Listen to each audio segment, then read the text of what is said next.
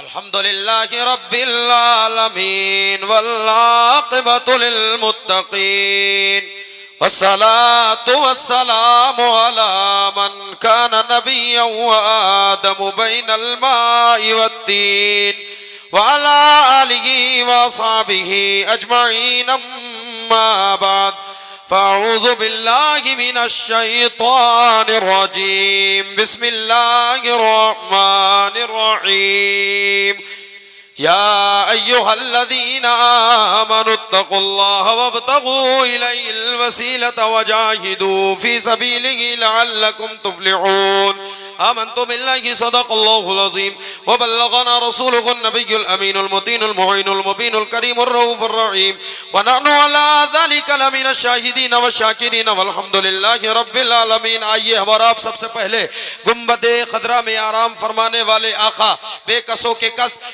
बेबसों के बस सैयदे अबरार व खयार शहंशाह दी वक़ार कायनात के अव्वली फसले बहार रहमत आलम सैयद आज़म नूर मुजस्सम फ़ख्रे दो जहां अहमद मुज्तबा मुहम्मद अरबी रूह फिदा सल्लल्लाहु तबारक व तआला अलैहि वसल्लम की बारगाह बेगस्पना में नजराना यकीदत दुरूद पाक पढ़ें। सल्लल्लाहु अलैका या रसूल अल्लाह व सल्लम अलैका या हबीब अल्लाह सल्लल्लाहु तबारक व तआला अलैहि वसल्लम आला हजरत अजीमुल बरकत कंसुल करामत जबलुल इस्तिकामत आयतुम मिन आयातिल्लाह मौजज़तुम मिन मौजज़ाति रसूलिल्लाह इरशाद फरमाते हैं अल्लाह की सरता बकदम शान है ये इंसान ही इंसान वो इंसान है ये और कुरान तो ईमान बताता है इन्हें ईमान ये कहता है मेरी जान है ये ईमान ये कहता है मेरी जान है ये।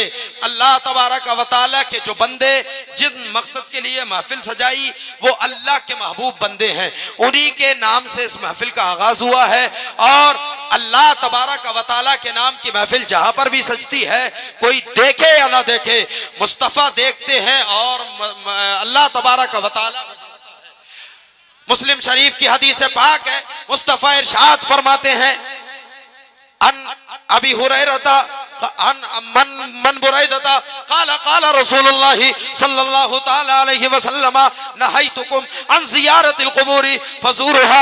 हज़रत बुरैदा रज़ियल्लाहु तबारक व तआला अन से मरवी है आपने फरमाया मुस्तफ़ा जाने रहमत नूर मुजस्सम सल्लल्लाहु तबारक व तआला अलैहि वसल्लम इरशाद फरमाते हैं मैंने तुम लोगों को कब्रों की ज़ियारत से मना किया था, अब मैं तुम लोगों को कब्रों की इजाजत देता हूँ कि तुम उनकी ज़ियारत किया करो। और फिर दूसरी रिवायत में फरमाया हजरत मुस्लिम बिन इसके रावी हजरत मुस्लिम है फरमाया अन इब्न मसऊदिन काला काला रसूलुल्लाह अन्ना रसूलुल्लाह सल्लल्लाहु तआला अलैहि वसल्लम काला कुन्तु नहैतुकुम अन ज़ियारतिल क़ुबूर फज़ूरुहा फइन्नहा तुज़हिदु फिद दुनिया व तुज़क्किरु फिल आखिरह। फरमाया इसके रावी हजरत इब्न मसऊद रज़ियल्लाहु तबारक व तआला है आप फरमाते हैं कि मुस्तफ़ा करीम सल्लल्लाहु तबारक व तआला अलैहि वसल्लम ने इरशाद फरमाया मैंने तुम लोगों को कब्रों की ज़ियारत से रोका था और मैं अब तुम्हें इजाजत देता हूँ।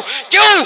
इसलिए कब्र वो जगह है अगर बंदा कब्र की ज़ियारत करे तो कब्र की ज़ियारत का हुक्म इसलिए दिया गया कि कब्र पर जब बंदा जाता है अल्लाह वालों की ज़ियारत करता है, अल्लाह वालों के मज़ारात पर जाता है, अल्लाह वालों का दीदार करता है तो यह चलता है कि अल्लाह वालों के मज़ार पर जब जाता है तो उस बंदे की ये सोच बन जाती है कि जाने वाला जिसके मज़ार पर आया है वो कोई आम बंदा नहीं है, बल्कि वो जब दुनिया के अंदर रहा करता था जब सुबह होती थी जब फजर होती थी तो सबसे पहले उठते ही नमाज फजर पढ़ता था, उसके बाद मुस्तफ़ा जाने रहमत पहला को सलाम पढ़ता था, जब ज़ोहर होती थी इधर आज़ान बाद में होती थी, इधर आज़ान बाद में होती थी, इधर अल्लाह का बंदा पहले की तैयारी कर लेता था, इधर असर का वक्त पहले बाद में होता था, इधर अल्लाह का बंदा पहले की तैयारी कर लेता था, मगरिब बाद में इशा बाद में, इधर तहज्जुद का वक्त नहीं होता लेकिन अल्लाह का बंदा ये तहज्जुद से पहले ही अपने वक्त की इम्तिहान तैयारी कर लेता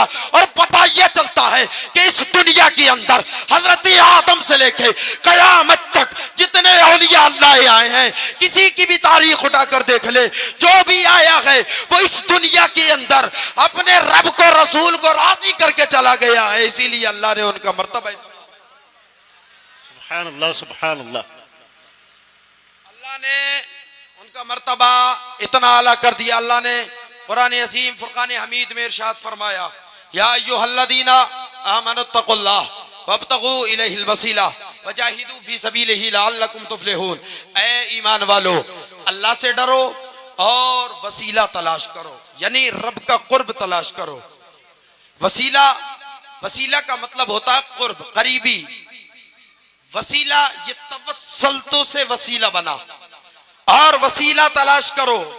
और फरमाया उसकी राह में जिहाद करो, अल्लाह की राह में जिहाद करो। ऊंचा बोले, मचल के बोले, बुलंद आवाज से, और बुलंद आवाज से उसकी राह में जिहाद करो, और इस उम्मीद पर कि फलाह पाओ, तुम कामयाब हो जाओगे।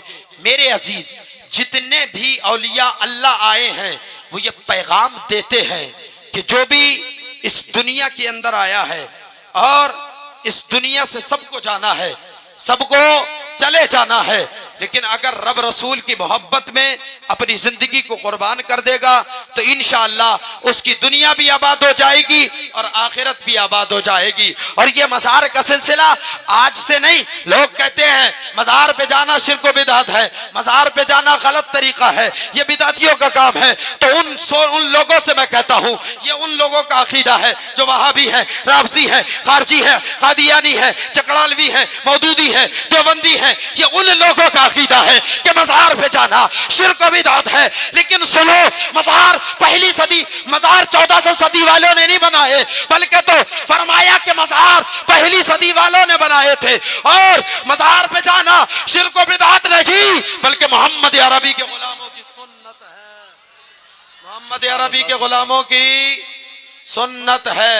मज़ार बनाना शिर्क व बिदअत नहीं। तो मेरे अजीज, मज़ार पर जाने के लिए मना थी नहीं। आज हालांकि हमने खुद ही माहौल बिगाड़ लिया है। अगर मज़ार का तरीका देखें तो किस तरीके से हमें जाना चाहिए पता ही नहीं, मालूम ही नहीं करा, हमें मालूम ही नहीं हो सका, हमें इस चीज की जानकारी नहीं ली। मज़ार पे गए, लोग देखे, एक नहीं, दो नहीं, तीन नहीं, चार नहीं, बल्कि 10-10, 20-20, जितना ऊंचा मज़ार नहीं उससे ऊंची चादरें लगा जाती हैं, चट्टे लग जाते हैं। और बाद में क्या हाल निकलता है? बाद में क्या हाल निकलता है? हाल यही निकलता है कि उन चादरों को बेच दिया जाता है, उसका वो सब वो भरम रख लेते हैं। मेरे अजीज, चादर चढ़ाने को मना नहीं। आला हजरत रदियल्लाहु तबारक व तआला अन्हु की खिदमत में एक इंसान हाजिर हुआ और हाजिर होकर अर्ज करने लगा, हुजूर मज़ार पर जाएं तो कैसे जाएं और कितनी चादरें चढ़ाएं? आला हजरत असीमुल बरकत फरमाते हैं, अच्छा मज़ार पर एक चादर चढ़ाना जायज है, और वो भी अगर फट जाए, पुरानी हो जाए तो दूसरी चढ़ा लो। एक नहीं, दो नहीं, 10-10 चढ़ती है। अगर तुम्हें चादर ही चढ़ाना है और ये मकसद तुम्हें हासिल करना है कि अल्लाह वाला हमसे राजी हो जाए, तो सुनो इमाम अहले सुन्नत का फरमान सुनो। इमाम अहले सुन्नत फरमाते हैं, अगर तुम ये चाहते हो कि अल्लाह वाला तुमसे राजी हो जाए तो उस चादर के इवज, उस चादर के बदले में तुम चादर ना चढ़ाकर, तुम दाल वगैरह ना चढ़ाकर, फूल वगैरह ना चढ़ाकर, उसके पैसों का सदका अगर किसी गरीब को दे दोगे, अगर किसी गरीब को वो पैसे अता कर दोगे तो अल्लाह वाला तुमसे राजी हो जाएगा। जिंदाबाद जिंदाबाद जिंदाबाद, अल्लाहू अकबर या रसूलुल्लाह। आखिरी बात मैं कह रहा हूं, एक बुजुर्ग की बात नहीं बता रहा, मैंने तो इतनी बातें बता दी मुख्तसर से वक्त में, लेकिन ये आपकी जिम्मेदारी के समझना या ना समझना। समझ रहे हैं मैं क्या कह रहा हूं? यहां जितने आए हैं सबको चले जाना है, और ये भी याद रखें कि जब भी कोई मामला आया करे किसी भी तरीके का, तो लोगों में कोई फैसला हल नहीं होता, किसी आलिम दीन के पास जाकर हल करे, आपस में कोई हल नहीं होता। और मैं ये भी बता दूं कि अल्लाह तबारक व तआला करीम कितना है, अपने बंदे से मोहब्बत कितनी करता है, अपने बंदे से वो प्यार कितना करता है। अगर बात आ गई तो सुन लो, एक बंदा था, गुनाहगार बंदा था, सियाकार, सियाशियार, लाचार, बदकार, रात दिन गुनाह करता था, रात दिन गुनाहों में मुलव्विस रहता था, रात दिन खुदा की नाफरमानी करता था, हमेशा रब की नाराजगी में उसका वक्त गुजरा करता था। एक दिन ऐसा हुआ कि दूसरे खुदाओं को पूजता था, दूसरे खुदाओं की इबादत करता था, कभी किसी को पूछता था, पत्थरों को वो पूछता था, और जितने बुत पत्थर थे उन सबको वो पूजता था। ये उसका अमाल बन गया। एक दिन ऐसा हुआ, परेशान हुआ और घबराया। घबरा रहा, जब इस तरीके से घबराया और जब ज्यादा ही परेशान हुआ तो फिर उसके दिल में ख्याल आया, मैं अपने खुदा से कुछ मांग लूं, मैं अपने खुदा से कुछ मांग लूं, मुझे मेरा खुदा अता कर देगा। जब इतनी बात कही है, चला गया बुत के सामने, या सनम या सनम कहता रहा। एक बार नहीं, दो बार नहीं, बल्कि पूरी रात गुजर गई। अल्लाहू अकबर, पूरी रात सनम सनम करता रहा। इस आलम में उसकी आंख लगी, और जब आंख लगी है तो मेरे अजीज उसकी आंख लगी इस तरीके से वो खो गया, गुमशुदा हो गया, और कहते कहते उसके मुंह से या समद निकल गया। सुभान अल्लाह, या सनम से या समद निकला। तो फिर जब या समद निकला, अल्लाह ने फरमाया इसको दे दो। जिब्राइल कहने लगे मौला, ये तो तेरी रात दिन गुनाह, रात दिन तेरी नाफरमानी करता है, और ये इसके मुंह से धोखे से निकला है। इतनी बात कही, और इतनी बात कहने के बाद हजरत जिब्राइल अलैहिस्सलाम से रब ने फरमाया, ए जिब्राइल, अगर इसने पूरी रात दूसरे खुदा को झूठे खुदाओं से मांगा, अगर इसने नहीं उसको ना मिला, झूठे खुदाओं को पुकारा, इसको ना मिला, अगर इसने मुझे पुकारा है और अगर मैंने भी ना दिया इसको, तो ये किधर जाएगा?